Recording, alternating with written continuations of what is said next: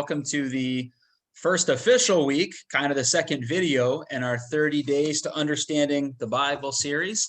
We're so excited that you're here with us and viewing this with us. And we've been already having a number of people telling us how excited they are to be studying the Word and looking at the maps and learning about all these kinds of things. And just want to remind you again that the tools that are shown in this book, we're going to be using regularly in our sermon series. And it won't be the last time you hear about the tools and things that you're seeing here. So just wanted to really briefly remind you about the importance that we're placing on participating in the reading every day. If you miss a day, it's not the end of the world, but please don't wait until the end of the week and then, Rough Rider you way through the last 7 days. If you do that, you're really going to shortchange the learning. It's so important to have the repetition. So work on it every day. And as you work through it, maybe you bring a highlighter and you highlight things that seem interesting to you that you want to share with the rest of the group. So just want to remind you of those couple of things. And now I want to turn us right over to Pastor Bill to begin working through the material.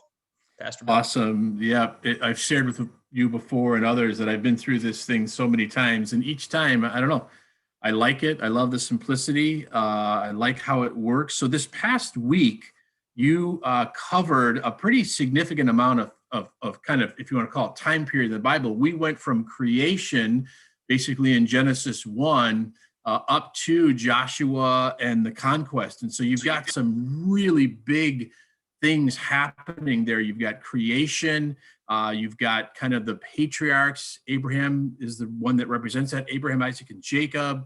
You've got the people of Israel in Egypt, and then Exodus and the law, and all sorts of things are going on. So tons of stuff happening. If you've got your book, I would encourage you, just turn to page 30, and that's where you're going to see this arc of Bible history, this arc that Pastor Lucas talked about over and over.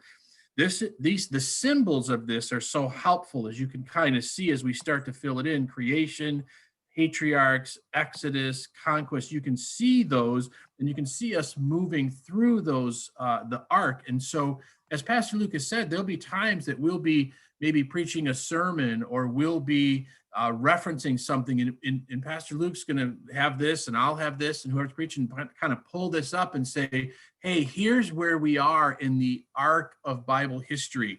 And you, to understand the Bible, especially Old Testament, you have to understand these major movements. So like in our country's history, there's the Civil War, and that was a huge event in our country's history. And if you don't know that you're reading something after the Civil War or before the Civil War, if you don't have that as a reference point, you're not going to get as much out of it as you possibly can. So these big movements are significant to understand as we study the Bible, and it's going to enrich all the other parts as we go along. So keeping page 30 in front of you, and then, as we've said, kind of filling out those the blanks along the way. At the bottom of page 31, here's these 9 central figures of the Old Testament. And there's other people that could probably be on this list, but I have to say, understanding what the author is after, these are the central figures. If we said with Abraham, Isaac, Jacob are not listed, but they're part of that narrative. Moses and Joshua, and we can maybe at some time talk about Samson and David. Obviously, Saul is not listed there, but that's a character there, and then Daniel and Ezra, and then the Pharisees. So we're going to talk more about these. There are more characters, but for this author, he is using those as his primary characters. And then if you look on page, let me see it here, our geography on page 36. This is one of the first maps that we're going to have to kind of come to terms with, because if you can see all the way over there at the point A, that's really the Garden of Eden. And we know that because those 2 rivers are listed there. And so that's the starting point of human history and our biblical narrative.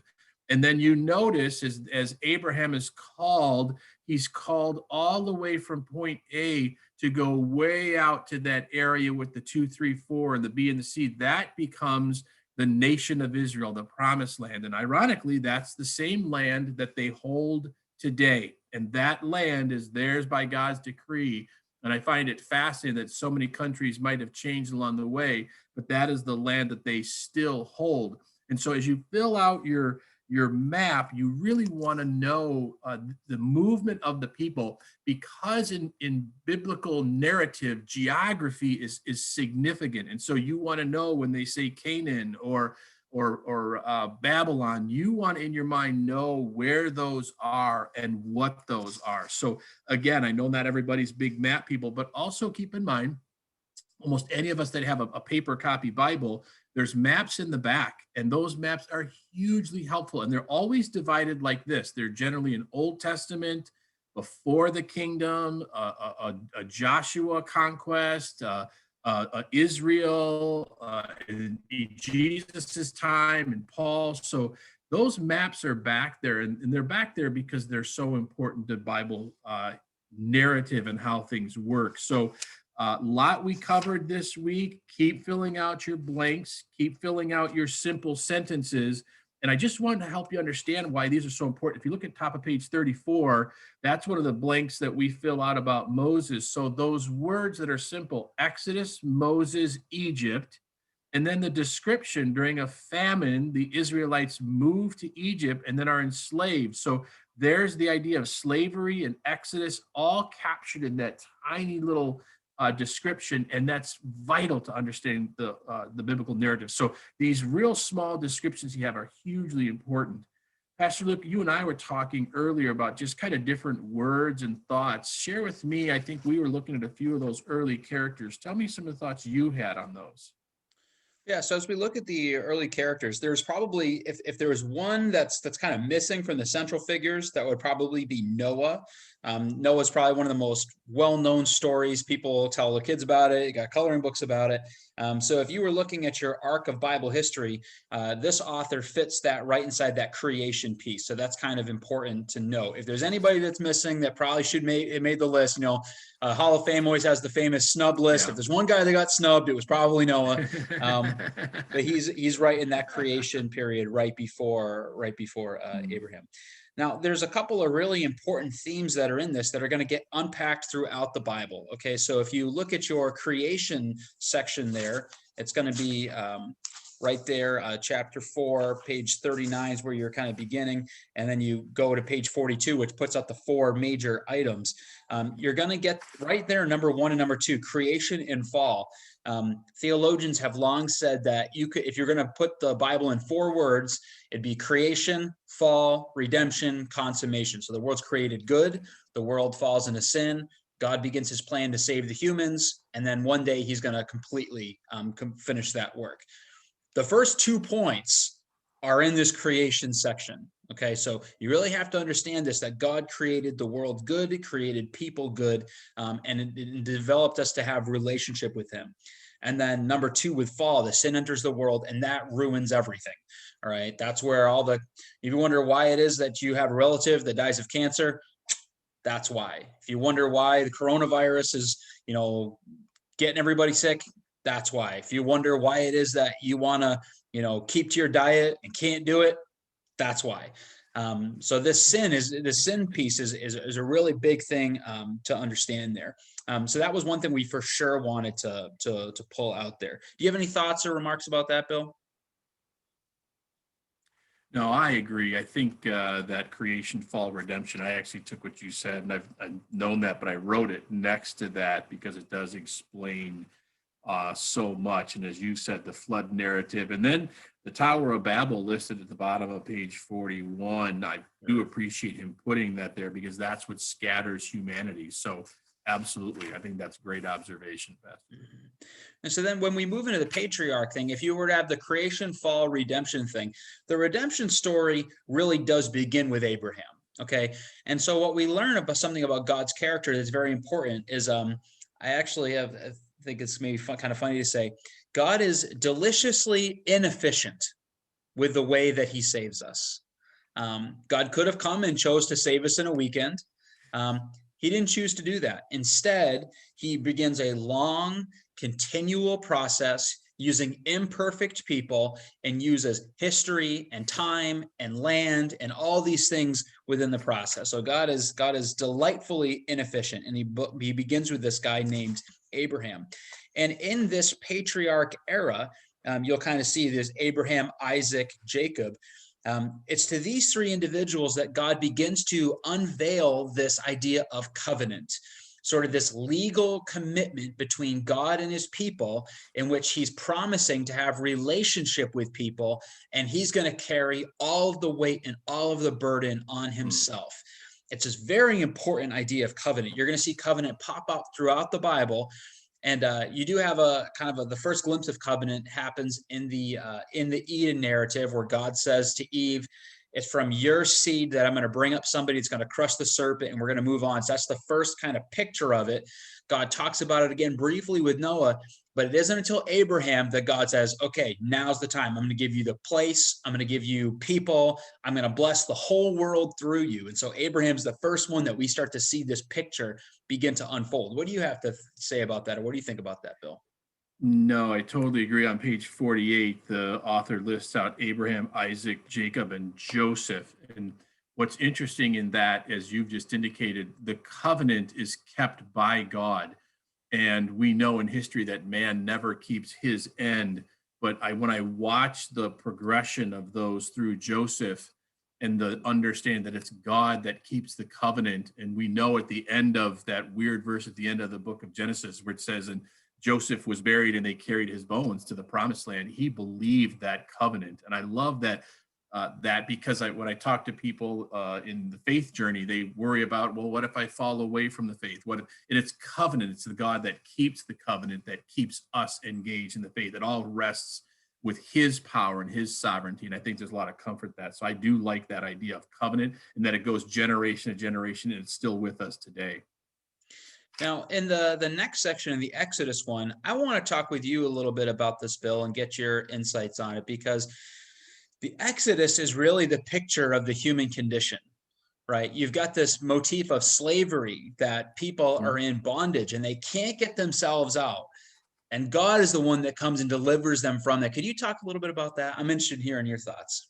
Yeah, this has been an interesting one. I totally agree that this idea of they were in slavery and they were helpless.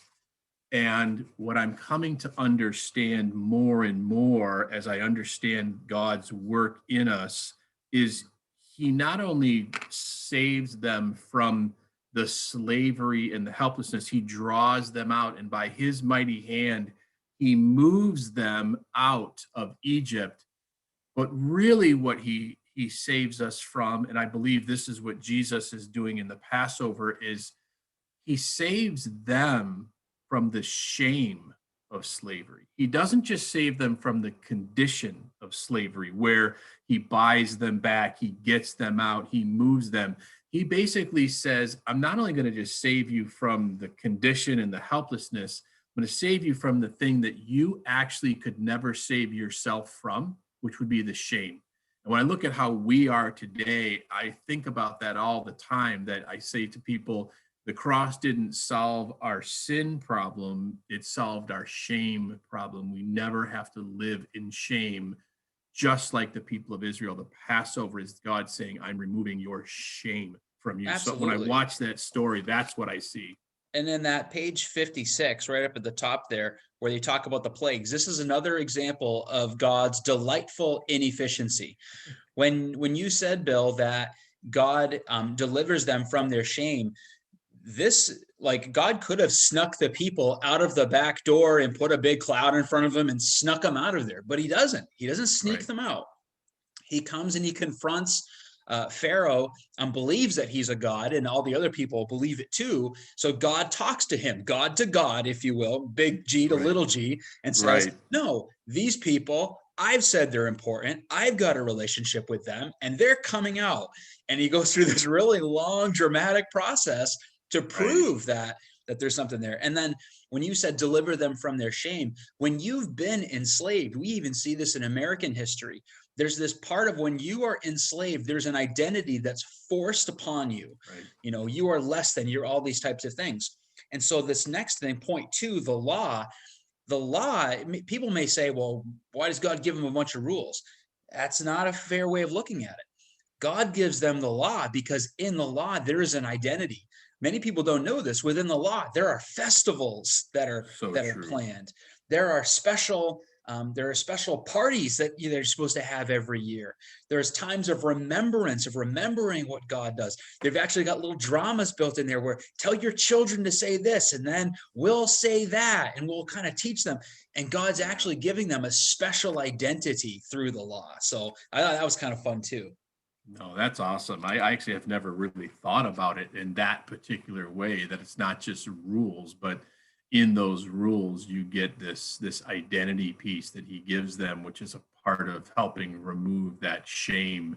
And it's just like God to do that, to have multiple ways to help us process shame, because shame comes at us in different levels, in different pieces. It is the onion. And so to know that God is actively working to do away with our shame, I think that's awesome for sure. And then just briefly, then the next one, this is the last chapter for this book, was the Conquest. And in terms of the periods of time, the Conquest is probably the narrowest sliver. I mean, it's just a few years, just a few years. Pastor Bill, why do you think Conquest got its own chapter? Oh, that's interesting. I think Conquest is because it's the fulfillment of that promise. God said, look, I told you I was going to, fulfill this. And one of my favorite passages throughout the Jericho account is where God does this funny thing where he says, I have given you the city.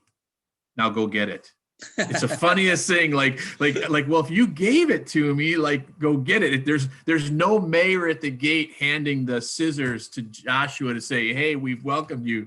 It's just a funny account. And I think there's so much about the conquest where God does that with us. And years ago, my dad always said, you have a part to play and God has a part to play. You do your part and trust God to do the big part. And I think in the conquest, it tells us, especially with sin and shame, we have a part to play. We're not passive in the conquest. They were not passive. They were aggressive, going after God's will.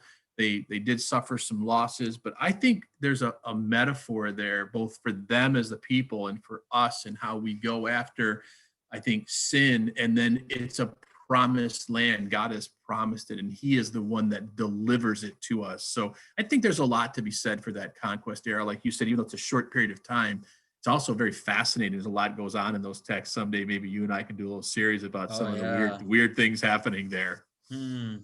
Oh, that would be, I think it's a matter of when, not a matter of if. I think that's going to be a lot of fun. Look out, everybody. Here it comes. Right. Just one last brief observation. I'm kind of going back to the beginning where you go to the structure of the Bible on page 13, where it broke up the different types of books. I'm wondering if this might be helpful for some people. You may say, like, I'm reading through my Bible and all of a sudden I end up in this book and I don't know what this is or what a prophet is or why that matters. I think that may be helpful to know that there are three basic types of books in the Old Testament. There are historical books, there are poetical books, and there are prophetical books. And this underscores a very important thing to understand.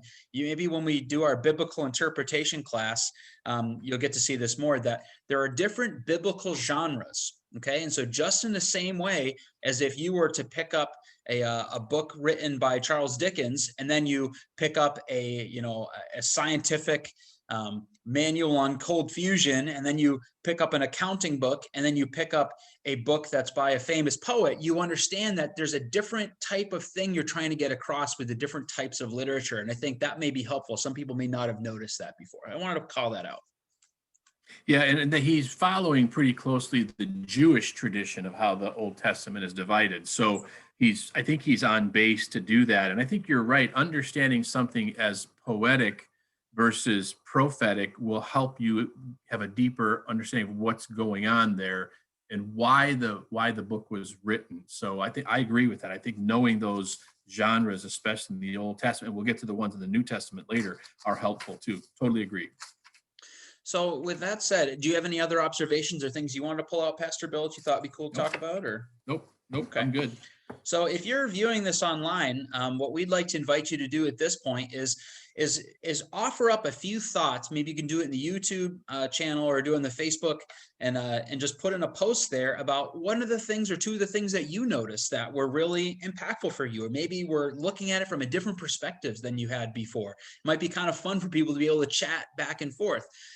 If you're viewing this in a group setting, which you're taking it as a class, what we'd like for you to do now is take the next 10 to 15 minutes and talk with each other amongst yourselves about, what did you notice? How did that change your thinking?